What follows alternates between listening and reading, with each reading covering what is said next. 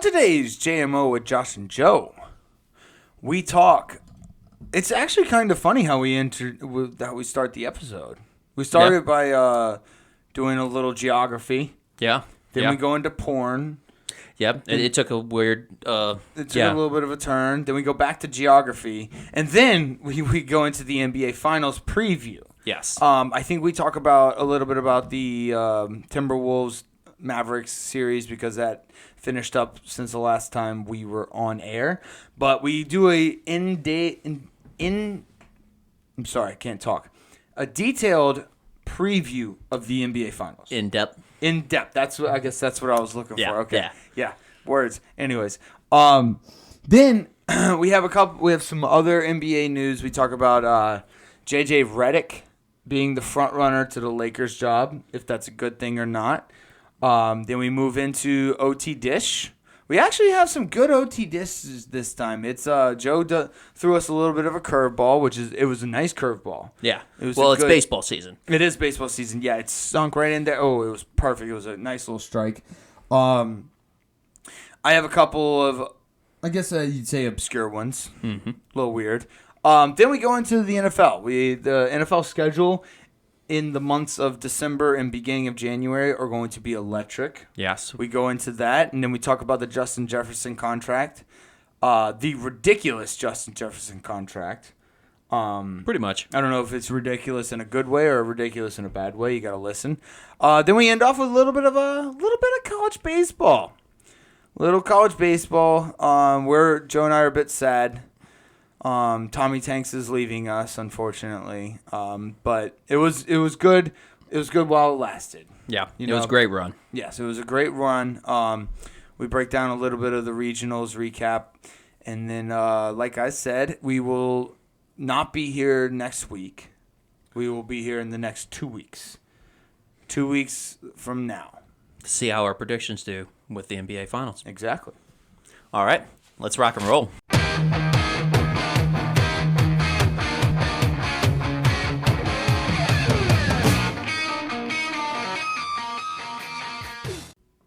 Welcome to JMO with Josh and Joe. It is Wednesday, June 5th. And Joe, do you know how far it is from Boston to Dallas?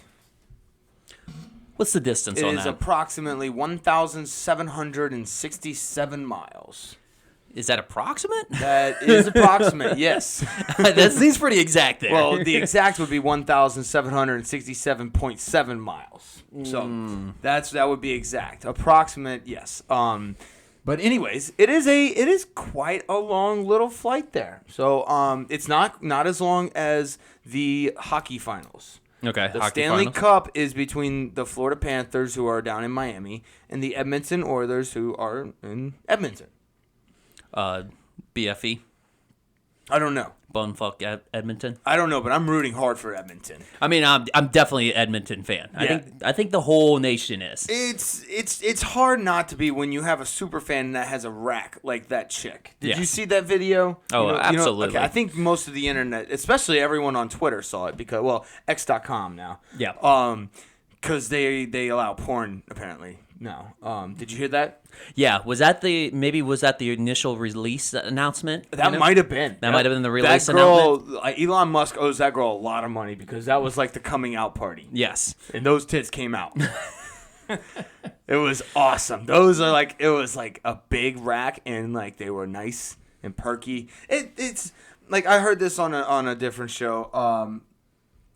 We have access to so much porn. Mm-hmm. Like, you can go to Google or whatever, unless you're in Texas. Texas, apparently, porn's illegal. But you can go on Google and on the internet and just Google any type of boob you want. Yeah. Any type of sex you want. Anything. But there's something different about when you see a set of knockers out in the stands, man. Yeah, it pumps the crowd up. It brings a different type of energy, you know? Oh, absolutely. And she's doing it for us. She's I'm a diehard Edmonton Oilers fan right now. Yeah. Right now. She got herself a lot of fans for Edmonton. Mm-hmm. For the Oilers, for sure. And maybe a future OnlyFans or, Instagram, everything. I mean, honestly, if she goes the OnlyFans route, she's gotta go into like the oiling category, like oiled up. Yeah. Oh, getting oiled up. Yeah, she's gotta lean into that. She got to go both ways, like getting oiled up with baby oil and getting oiled up, like just going to an oil rig and just dousing herself in oil, in like black oil. I mean, there's probably a niche market for it, but how many porn stars have done that? I'd probably be upset to know the number because it's probably a lot more than I would imagine. But yeah, I don't think so. I think it'd be a pretty niche market. But anyways, that was our porn segment and talking hockey. Let's get to the NBA Finals are set. That was the whole point.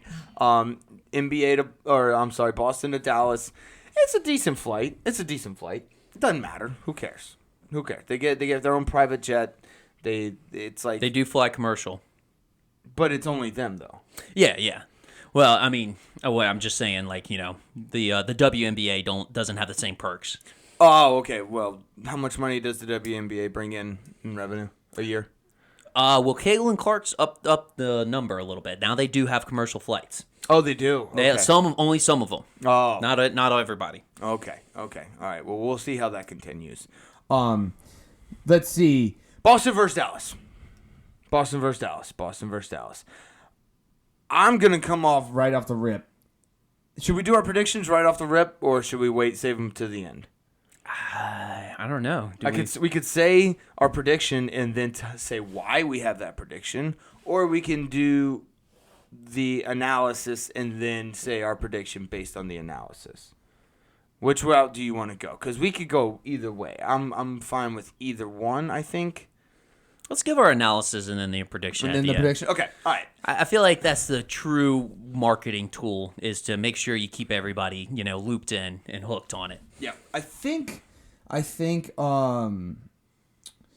last time we met, there was one game left. I think the Timberwolves lost to the Mavericks. May 28th, the Timberwolves beat the Mavericks, and then the Mavericks won on Thursday. Yeah. No shit. That was just they gentlemen swept them. That's it. Yeah, Timberwolves were basically, once they got that one win, they were like, okay, we didn't get swept, and then they just gave up. I'm not gonna lie, I kind of convinced myself that they were gonna win the next four. Because you won Game 4, that was nice. Yeah, and then you had Game 5 at home. Mm-hmm. Then Game 6. Game 6 was the tough one. Yep. You treat Game 6 like it's a Game 7. Yeah. Obviously, and then Game 7 is back at home. Yeah. So it was the Game 6 that I was worried about. Or so you thought. Yeah. Well, yeah, I thought. Obviously, hindsight. But we have Boston and Dallas. This is going to be a matchup nightmare for Dallas. You think so? In my opinion, yeah. Okay. Who's going to guard Tatum? Right off the rip, who's going to guard Tatum? You probably will do. They'll probably put P.J. Washington or Derek Jones Jr. That's what I was going to say. Yeah. No, but are they really? I mean, if Tatum's on, none of those guys can guard him. And it's not like those two are real notable defenders. I mean, don't get me wrong; they're good defenders. Derek Jones Jr. has played well. He shut down SGA. Yeah. So I will say this: he's a decent defender. Well, let's put it this way: maybe not notable season defenders. Yes, correct. The playoffs, they've definitely come on. Yes. Well, Dallas is a whole new team in the playoffs versus the regular season. Apparently. So let's see. Let's start with the basics. Let's start with the big men. Obviously, we're gonna have Derek Lively on Kristaps Porzingis. Porzingis hasn't played in a month. Derek Lively is coming off of an injury, although has been playing really well. I still give the nod to Kristaps. Kristaps is taller. Kristaps has been in the league longer. He's played. I think Kristaps has. I don't know if there's animosity between him and Dallas, but it's a revenge series for him. I think Kristaps has the edge here. It just depends on what percentage healthy he is. I think he's got to be kind of 85%, 90% healthy. Because not only Derek Lively, but Daniel Gafford, is he nicked up? One of them's nicked up a little bit too. Yeah, but Daniel Gafford's he's what? How tall is he? What, 6'9"? No, I he taller? thought he was like 6'11". I'll get it for sure, definite. But Okay, yeah, I know. I thought he was shorter. I thought it was Derek Lively. Yeah, I'm sorry. Derek Lively was the clear cut guy. he looks big. Let's put it that way. He's 6'10", so 6'10". in between. So yeah, there's no way he's gonna be on Kristaps. Kristaps is like 7'3", 7'2", 7'3". Yeah, Kristaps Porzingis is definitely. He's at least 7'2". I'm if not 7'3". But 7'2". yeah, so I think Derek Lively. Derek Lively is 7'1", and I think he's got the best chance of shutting down Kristaps. I don't think it'll be that big of a deal against Al Horford. Even though Al Horford's playing really really good basketball. Actually, Al Horford got some advice, some longevity advice from Tom Brady. Yeah, what's that? As far as like different workouts and try to keep his body in the best shape, got advice from Tom Brady.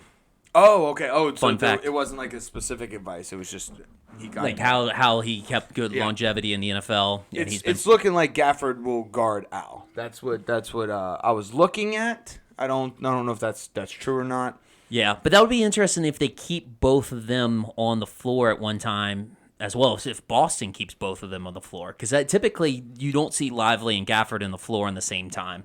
But, I mean, it would be a counter if they put Horford and Kristaps Porzingis on the floor at the same time. Right. Well, then that means Derek White, Drew Holiday, one of those guys are probably going to be out.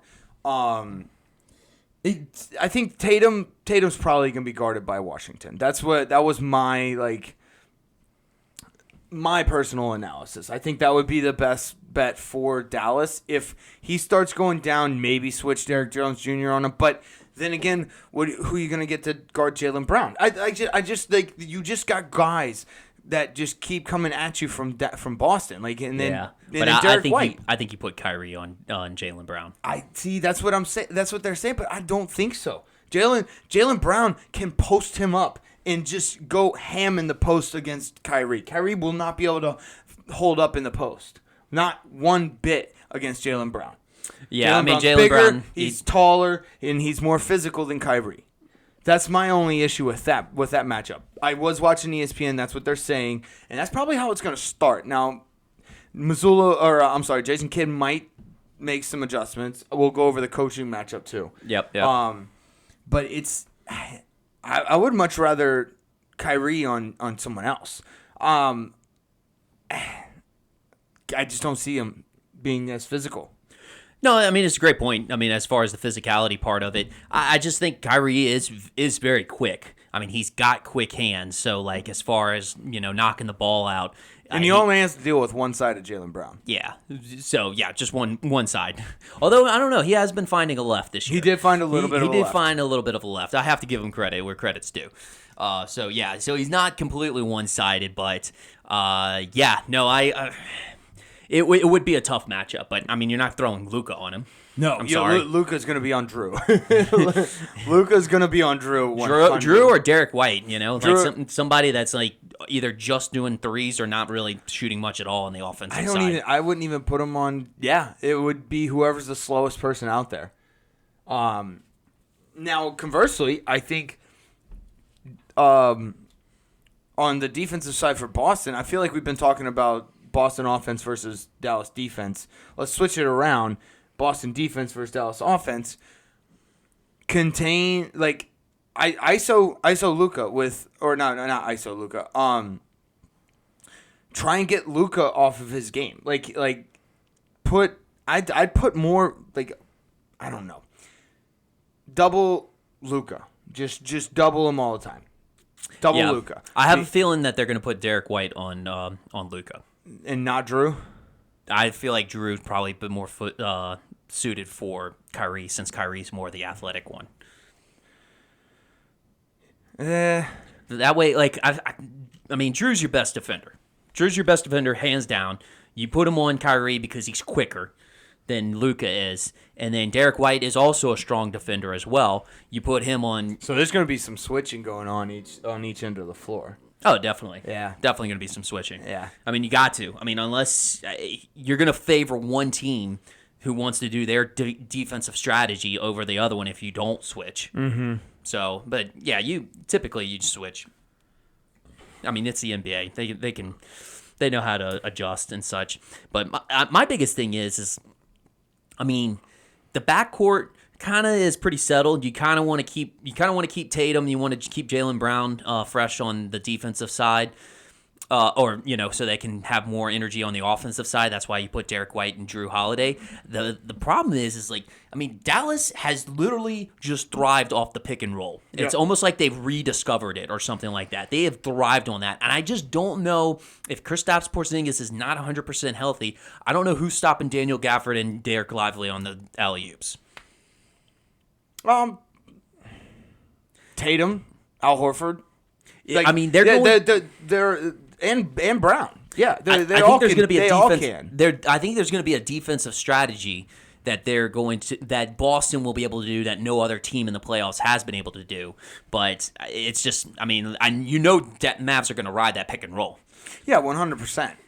That's why, like, I think if you just have two set of eyes on Luka the whole time, I think because Kyrie, he's been averaging. He's been playing amazing. He's been playing good. He's been playing very, very, very well. He's just not Batman. Yeah, exactly. So, like, I'd almost say, as weird as this is going to sound, since Kyrie's a little older, I'd say almost like force Kyrie to be the Batman. Basically, force him to be the Batman. Okay. Everyone else on the offensive end for Dallas, that's just not. I mean, it's always been Kyrie, Luka, and then Washington. Washington's been putting up decent numbers, I think. He's been putting up some threes. Yeah. I mean, Derek Jones has been doing some threes as well. Those are your 3 and D wing guys. Right. Derek Lively's been putting up some numbers, but like it's just mostly just Luka and Kyrie, and they're just a two-headed monster that has been good up until this point in the playoffs. I don't think Dude, there's a reason why Boston had the best record in the NBA this year. Yeah, no, I agree. I don't think that Boston just has too many guys. Yeah. They have too many guys. I don't know. Again, I don't think anybody can match up with Tatum on the Mavericks team. I don't think anybody can match up with Tatum, and I think Jaylen Brown's going to be a severe mismatch, especially if Kyrie's on him. Yeah, and I put that into the basis of my prediction because I was kind of going back and forth on my prediction, and I ultimately went with Boston because even though I don't know, I kind of saw this as like an OKC Mavs type of matchup, but obviously Boston's better on offensive and defensively. I just think the matchup like with the front court, because even though they had Chet Holmgren got like pushed around down low. Well, yeah, he's like 180 pounds and 7'3" or whatever. Yeah. So yeah, I was going back and forth on this one, but ultimately, I think Boston's going to be able to do some things defensively that other teams have not been able to do against Mavs. Agreed. I agree. Even if they're doing a smaller lineup with Horford. And even then, like, I wonder if they're ever going to have Kristaps and Horford in at the same time. Let's go with like a big lineup with Tatum, Brown, and White or Drew. That would be fun. Mm-hmm. I don't know, dude. It's going to be interesting. I guess so. From a strategic standpoint, I'm really looking forward to this, which honestly should maybe bring us right to the coaches. Yeah, I was about to say, this is a good segue. Missoula versus Jason Kidd. I got to go with my boy Jason Kidd, man. Like, he's played in the finals before. He's been there, done that. I think the guys respect him. I think he keeps a level head. He doesn't get overwhelmed. I'm gonna go with Jason Kidd. Jason Kidd over Joe Mazzulla all day, every day. Well, he's got more experience. That is very true. I mean, he's been head coach a little bit longer. I feel like he's learned from his mistakes, and he's kind of developed a cool head now. Because like early on in his career, it was maybe a little bit out there, kind of, when you're younger and you're early stage of your coaches, you bring on that energy factor. Whereas later on, when you start getting more experience, you're like, okay, wait, I can keep myself calm and collective. He told what's his face to hit him Yeah. So that he could spill the drink and get an extra timeout. Yeah, exactly. Look how far we've come. Yes, exactly. Using little tactics like that. That's younger stage coaching right there. But we all forget how good Jason Kidd was. Like, he almost single-handedly took the Nets to the finals that year. Yeah. And like he was a very, very talented basketball player. He knows the game very well. He was an amazing passer, which means he could see the court. He has great court vision, which I think translates well to coaching. He was also on that team with Dirk. Dirk Nowitzki? Dirk Nowitzki. Yeah. The 09? Yes. Are you sure? Yes, absolutely. No way. No, I know for a fact. It was like one of the later parts of his career, years. Yeah, it had to have been. But yeah, no, for a fact he was there. But while you're looking at that, but yeah, he's just got more experience than Joe Mazzulla. But don't get yourself wrong. The lights are not going to be too bright. Yeah, you're right. You're right. Yeah. You're right.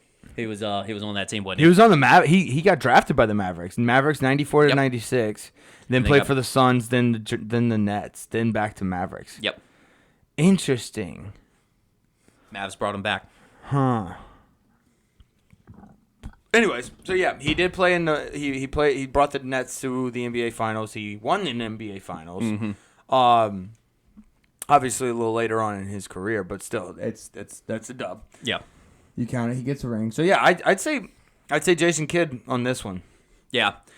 And then, like I was saying about Joe Mazzulla, apparently the lights are not too bright for him, unless that if they decide to change the light bulbs, the lights are not going to be too bright. Oh, okay. He actually said that in a press conference. Does he like the soft white or the amber from the light bulbs? I think they probably have the amber. If they go with soft white, it might be too bright. It might be too bright. Okay, Yeah. So make sure the stadium in Boston has amber. Yeah. Okay. And then if you're a Mavs fan and you're in the Mavs arena, You're going to go whitest of whites. you're going to go the brightest lights. Yes, everything. I'm talking like fluorescent. Is fluorescent a bright light?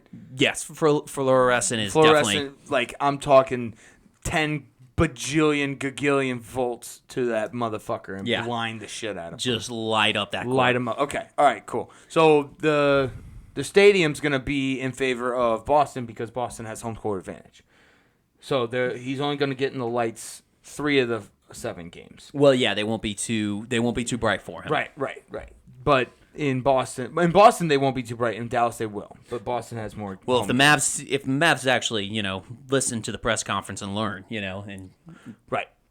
Yeah. Yeah, they will unless figure they out. change the light bulbs. Got it. Okay, that's good. So yeah, what's your prediction? So I was going back and forth on this, and originally I actually said Mavs in 6, but I changed my mind, and I had to fall right to the popular vote. The popular vote is Celtics in 7, and I'm going Celtics in 7. Boston in 5. Boston in 5? Wow. Yeah, Boston in 5. Dude, you like being aggressive on dude. this. There's no. Okay, again, disclaimer has nothing to do with my future, but. There is nothing that Dallas will be able to do to defend them. I really don't think so. Like, I don't think that.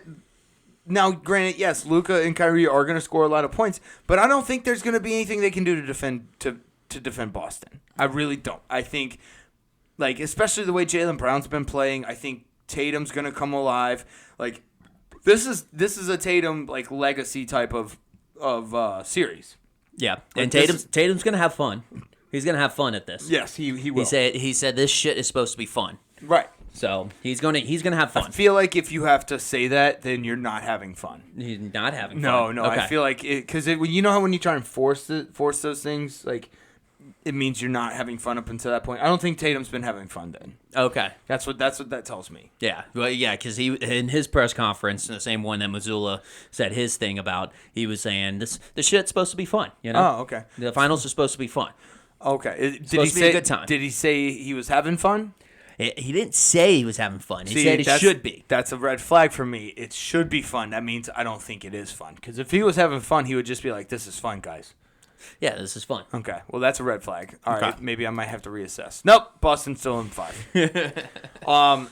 This has been a long wait. Too long. NBA's got to do something about it, man. I've been just sitting around listening to Caitlin Clark drama for the past 3 days, and I don't like it. I don't like it one bit. Yeah. The NBA, this isn't fair. This isn't nice to your fans. We just want basketball. That's it. Yeah, get with the times. Like we're an ADHD type of generation now. Like we will be 24 hours news cycle. We will move on to the next thing quickly. Also, if you're thinking about the fans that want to go to the game, you can book hotels very quickly nowadays. Oh yeah. And like people can put them up for sale on the internet. People can there's so many things you can do. There's so many things you can do in 2 days. Just get with it. Get with it. That was dumb. Get with the times. Other NBA news, we have what? Reddick is the front runner for the Lakers job. Yes, so not confirmed, although people were prematurely celebrating, but he's the front runner for the Lakers job. God, then LeBron needs to go. Oh, LeBron needs to go. Right, yeah, because those two will clash like nobody I've ever seen. Oh, definitely. Yeah, I mean, LeBron's got to go to Cleveland. Yeah. I just think people are getting way hyped up about this, and I feel like we've seen this too many times where it doesn't really play out like we think it does. Here's the thing. I would love JJ Reddick as the coach of the New Orleans Pelicans. You would? Yes, 100%. That man is a brilliant basketball mind. Yeah. He knows every little tiny detail about basketball. Yeah. And I think he would be a great head coach. Yeah, but didn't we say the same thing about Steve Nash, and didn't we say the same thing about Jason Kidd? Okay, well, Jason Kidd's kind of working out. Now he's working out, but like players like that were star players, star point guards, Okay, or guards. well, okay, let's be honest. JJ Reddick wasn't a Steve Nash or a Jason Kidd. Not even close.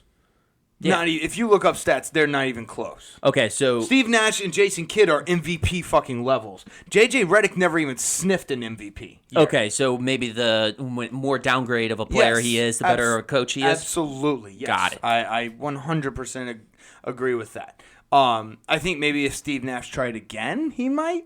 But I do think that because like JJ Reddick, I don't know, he's so smart and has such a knowledge of the NBA and the game that I think he would be very good. My thing is that not that he can't be a good coach at one time, but going from like not coaching anything at all to running an entire program, that's where I'm kind of getting the fault. That's what I'm seeing the correlation you with. think you are a big farm system guy. You like assistant coaches. Work your way up. Yeah, work your way up.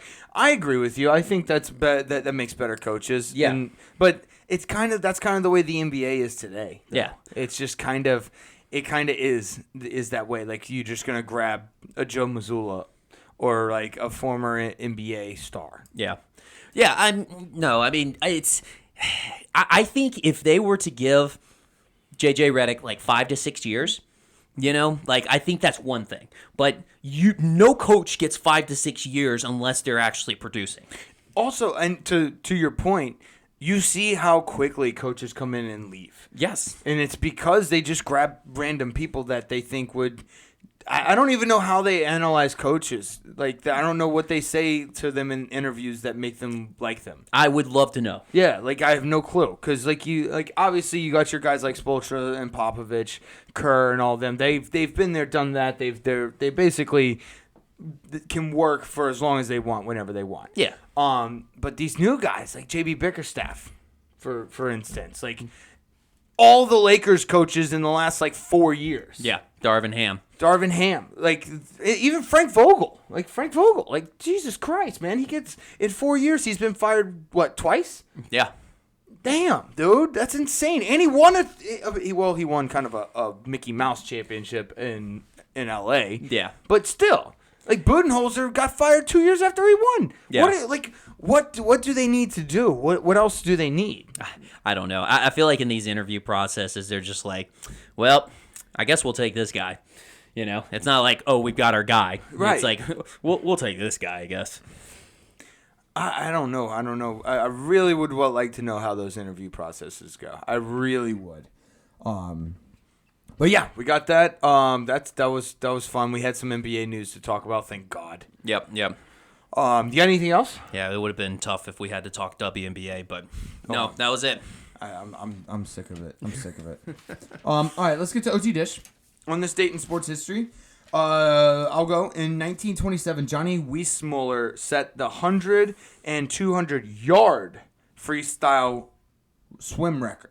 Ooh. Yeah, and you'll appreciate this because Joe and I were both swimmers in high school and in middle school, so we have appreciation for speed in the water. Michael Phelps, our hero. Yep. The record, guess what his 100-yard freestyle record was? What was his record? 51 seconds. 51 seconds. Yes. For context, guys, Joe and I swam that shit in high school. Yeah. Yep. Like, we swam 5100-meter free in high school. 100-yard free. 100-yard free, I'm sorry. 100-yard. Yeah, because there's a big difference between 100 There is a meter. big difference. Big difference between 100-meter and 100-yard. But, yeah, we swam 100-yard, 51-second 100-yard frees in high school. That was pretty easy work. This was the record in 1927. Jeez. Yeah. We had a guy, I remember one of the guys we swam with, he was 14 years old, swam a 49. Yep. 49. I'll never forget that shit. That was awesome. And then his 200 time, guess what his 200 time was? What was it? 2:08. Oh, didn't even break 2 minutes? Didn't even break 2 minutes. Yeah, Joe and I in high school were breaking 2 minutes easy. Oh, easy. Easy. That was not even a question. I think I ended up with 155, and that was slow. Yeah. You were one. You were probably low 150s. Yeah, I was about 150, 149, somewhere around there. Okay. Also, to put in even more context, the world record for the 100 free right now is 39.9. That was set by Caleb Dressel in 2018, which, by the way, he's a phenomenal athlete. Yeah. And then the 200-yard freestyle is 129.15, set by Dean Ferris in 2019. Those are that's flying. 1 minute 29 seconds. Jeez. That's 39 seconds faster than that time. It's insane. It is absolutely insane how much faster we are than, like, honestly, that was what, 100 years ago? Yeah, about that was 100 years ago. 100 years ago. See, look how far we've come in 100 years. Wow. It was crazy. I loved it because we were swimmers, and I wanted to put it in context for people how freaking fast people are now. Yeah. It's crazy. Fishes. So, and actually, that's cool. That's a good timely OT dish with the Paris Olympics coming up. The Paris Olympics. You know, the Paris Olympics is not actually in Paris. Really? I think it's like 4 hours out. That makes sense because there's no way you could put those types of facilities. The city's so dense. Yeah, but 4 hours away? I mean, that's pretty far. That's so far. Come on, dude. At least I would have I could leave New Orleans, Louisiana right now and drive 4 hours and end up in Pensacola, Florida. Like, yeah. That's how far away that shit is. I was about to say, I'm surprised that's not even in another country in Europe. That's what I'm saying. Exactly. That's what I'm saying. But anyways, I'm sorry. No, you're good. You're good.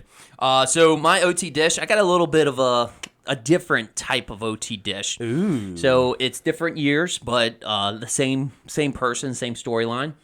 So right now is the French Open for tennis going on. Yep. Rafael Nadal, R.I.P. Yes. Yep. Well, no, he didn't die, but he's out. He was out in the first round. Yeah. So in 2005, Rafael Nadal, actually, he's the subject matter here, wins his first French Open. In 2005? 2005. 2011, he wins it again on the same date, June 5th, 2011, but for his sixth French Open. So for those years, he only lost one time. And that was to Roger Federer for French Open. Yes. So from 2005 to 2011, he won six. Six of them. Six out of the seven. Yeah. That's a Tiger Woods type of run. Yes. And then to even top that off, the June 5th, 2022, so just a couple of years ago, but it was also on this date, he wins his 14th title, which is the most for French Open.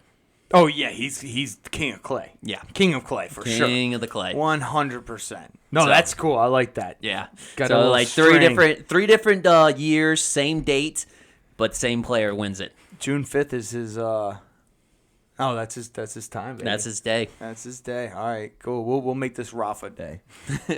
All right, this one's not a great one. This one's just, it pissed me off when I read it. But on this date in 1957, New York narcotics investigator Dr. Herbert Berger urges AMA to investigate use of stimulating drugs by athletes. So this is boo? Everybody boo this man. Boo. Boo this man. This is the man that ruined steroids in sports for us. He probably ruined Captain America. Yeah, exactly. You know what? We would have so many Captain Americas right now. Yeah, I mean, that's all Captain America is. It's just a roided up guy. Yeah, he's just a roided up guy with a weird shield. Yeah. Fuck yeah, dude. I mean, think about a bunch of Captain Americas just cranking homers out of the fucking park or just like running over. Like we already have collisions in football that are like car crashes. Imagine if we had these colossal just people ramming into each other. These like you almost create like a nuclear bomb with how fast these guys are and strong these guys are ramming into each other. You just have these collisions where guys are just throwing people off like 10, 15 yards down the field. Yeah, exactly. Yeah, I'm here for it. Exactly. Yeah, like you have to like fence up the stand. Like the stands can't be open. Yeah. You have to like barricade them. Yeah. And because like people are just getting thrown around. It's like we could do like you ever played Rocket League?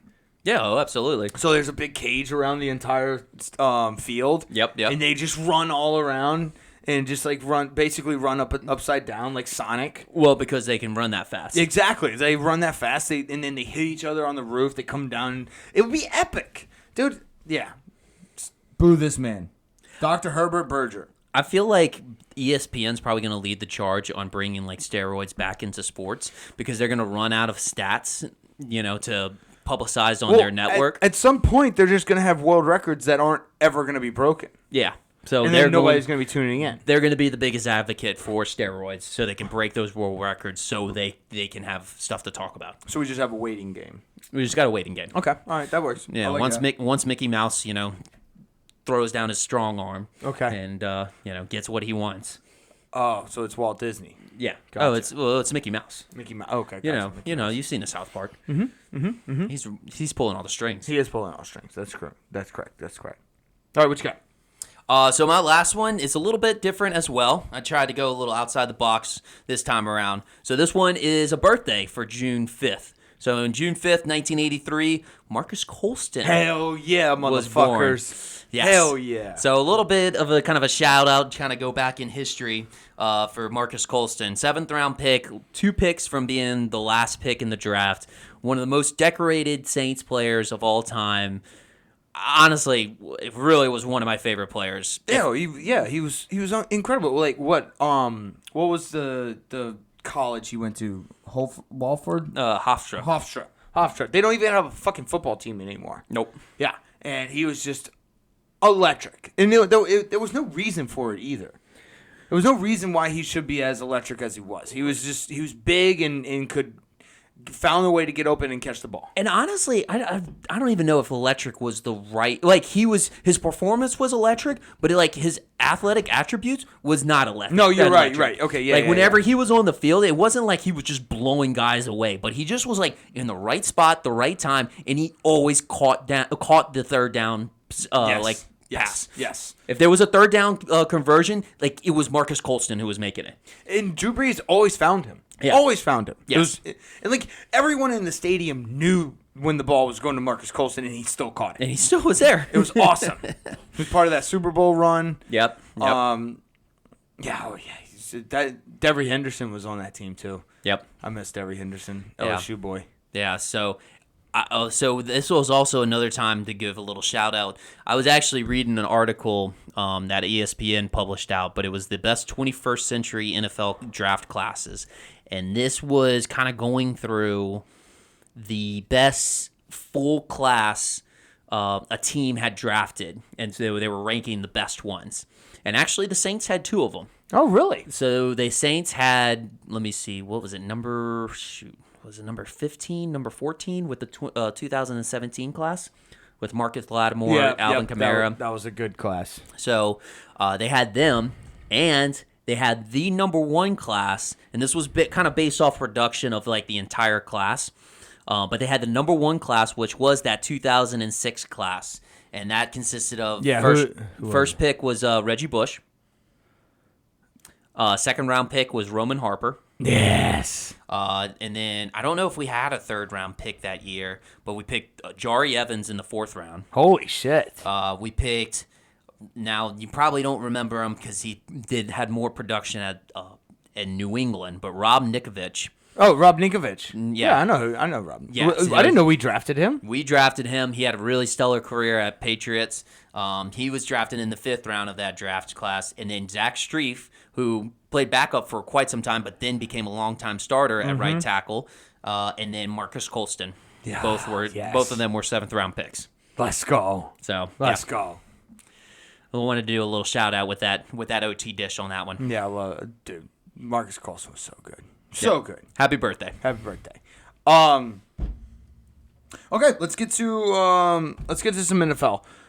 There's like one little thing. Actually, I did want to talk about this. So like the college football playoff schedule was released, and I was looking in between the NFL and college. There is a span of like 25 days between like early January and like the 15th to 18th or something of December. Okay.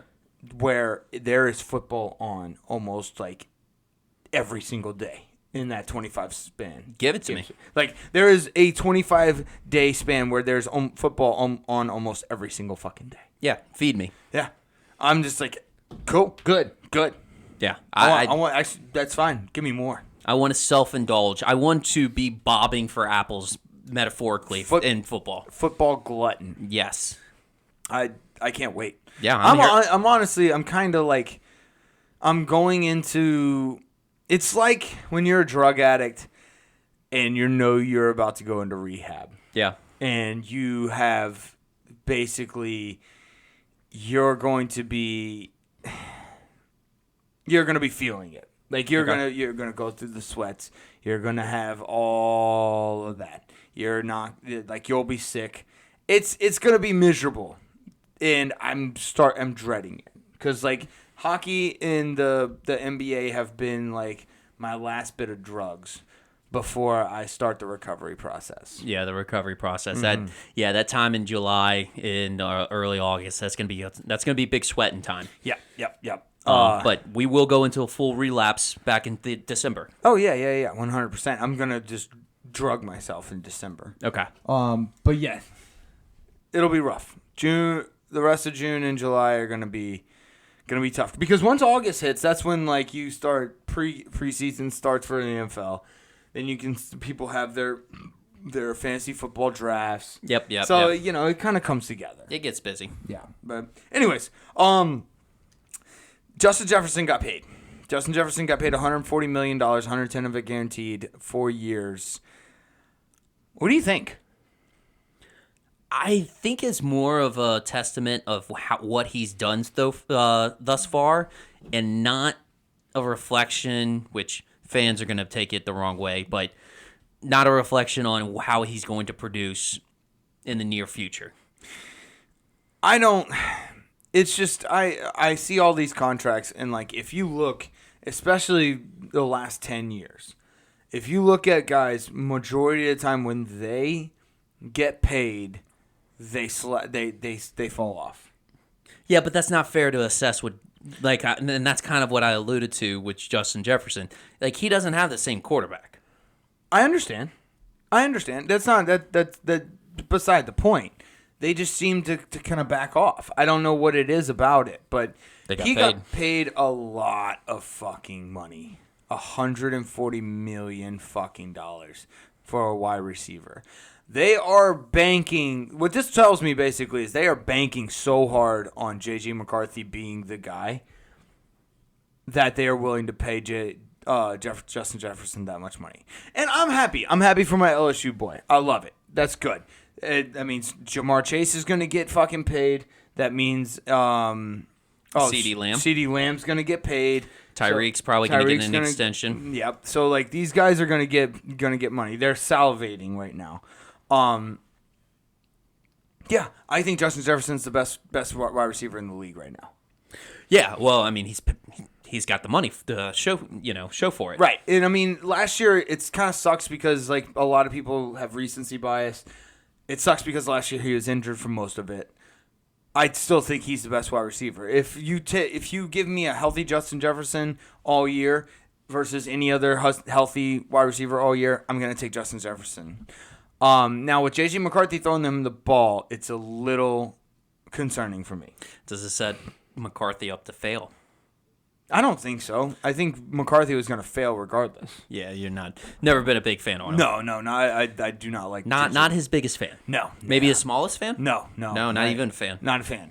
No, not even a little white noise fan that you keep on in your room at night. Gotcha. Yeah. Wow. No, fuck that. I'm done. I'm out on J.J. McCarthy. I'm out on Bo Nix. Really? Both of them. Yeah, I don't care how good of a quarterback coach Sean Payton is.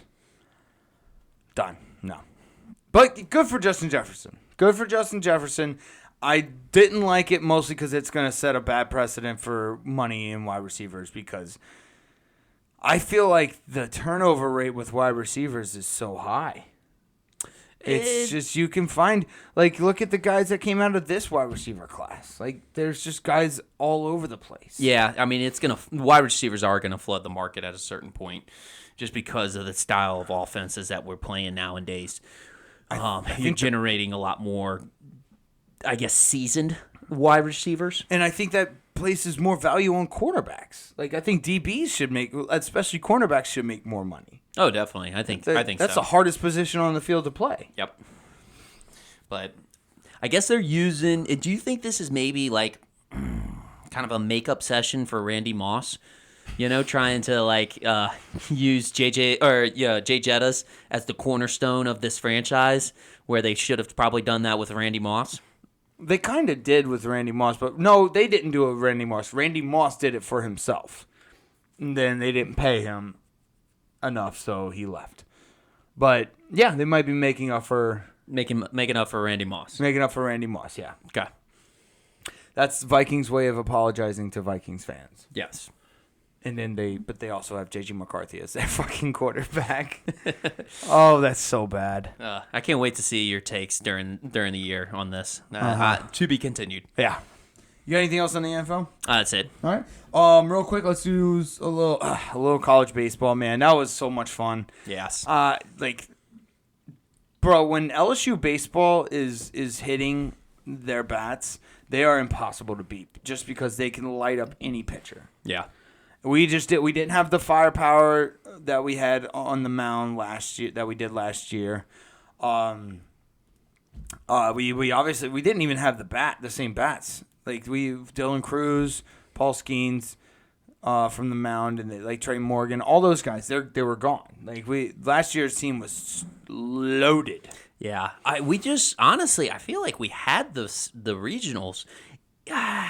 And it's tough to really kind of go against Jay Johnson's decision on this, but he threw Gage Jump in the ninth inning. Yeah. When we were up 3-2, and quite honestly, I felt like it was a good decision, but in the back of my head, I was like, he just pitched 100 pitches on Friday, and then you're throwing him back on a Monday, and also the other thing was Ackenhausen actually pitched a really good inning before, just like maybe ride him for a little bit longer. Yeah, no, and he was doing fine. Ackenhausen was great. I love Ackenhausen. Dude, that man is a fucking hoss. He's a tank. Tank, dude. He's you a want to tank. talk about how many tanks? Yeah. Ackenhausen is a tank. Yeah. But yeah, no, he was pitching well. I think it was Jay Johnson trying to do a little too much. Yep. He was trying to put the game away then because we had it. We had it. Yep. It was it. We were up 3-2 in the bottom of the ninth. Like, we had the game. Yep. And let it slip from us. Yep.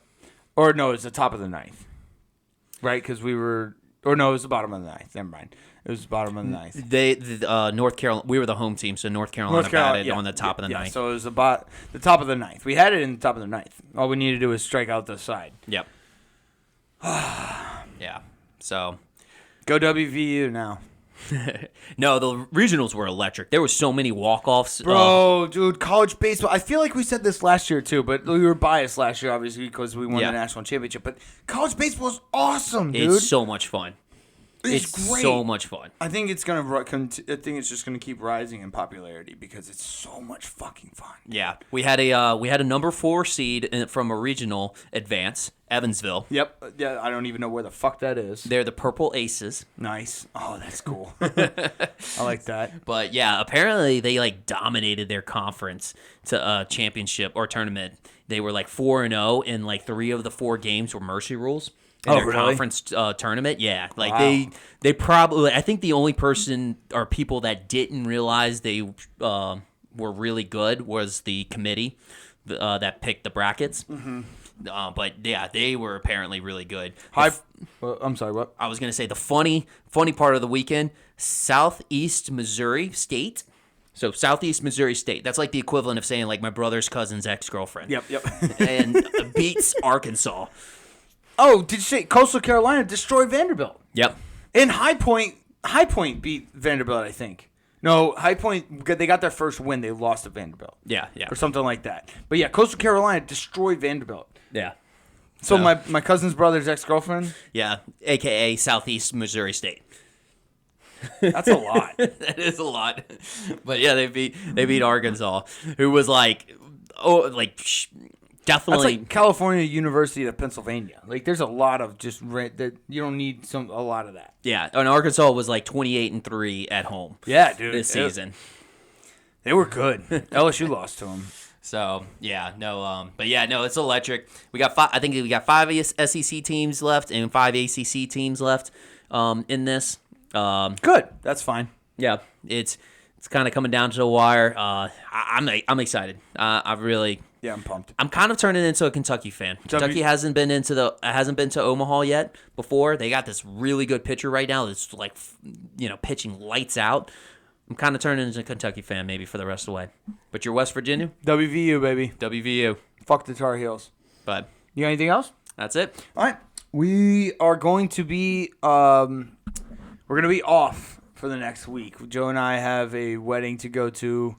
We will not be recording next week. So by the time we are back, the finals will have ended, and we will give a finals recap. Full recap. And we will also give a bit of a schedule for the next basically month and a half, because there's only going to be baseball on. So we're going to probably try and do a couple little things. We'll maybe watch some documentaries or make some lists or do some drafts. Yeah. Something like that. Probably take a break during the dead period. Yeah. Just take a little break. Usually after the NBA Finals, that's when we take a little break. But yeah, we'll see y'all in 2 weeks. Love y'all. Later.